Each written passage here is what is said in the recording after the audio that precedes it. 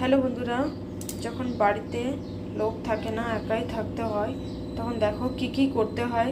এই যে দেখছো, এটা ওয়াটার ফিল্টার, এটা তার থেকে কারেন্ট বের হচ্ছিলো।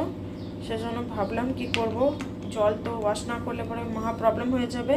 এত সকাল সকাল জল শেষ হয়ে গেছে, কোথায় পাবো লোক। এই জন্য নিজেই দেখো ইলেকট্রিশিয়ান হয়ে গেলাম। এটা কেটে দিলাম।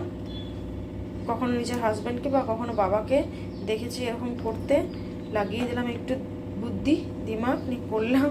এটা কেটে ফেললাম। কেটে তারপর এই যে দেখছো তারগুলো ছিঁড়ে ছিঁড়ে এই যে বানিয়ে ফেললাম।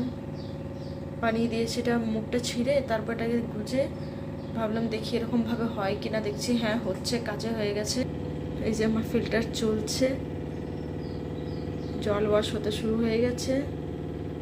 ও বন্ধুরা, অনেক টেনশন হয়ে গেছিলো, করলাম। সব কিছু পারে মেয়েরা, আজ বুঝতে পারছি।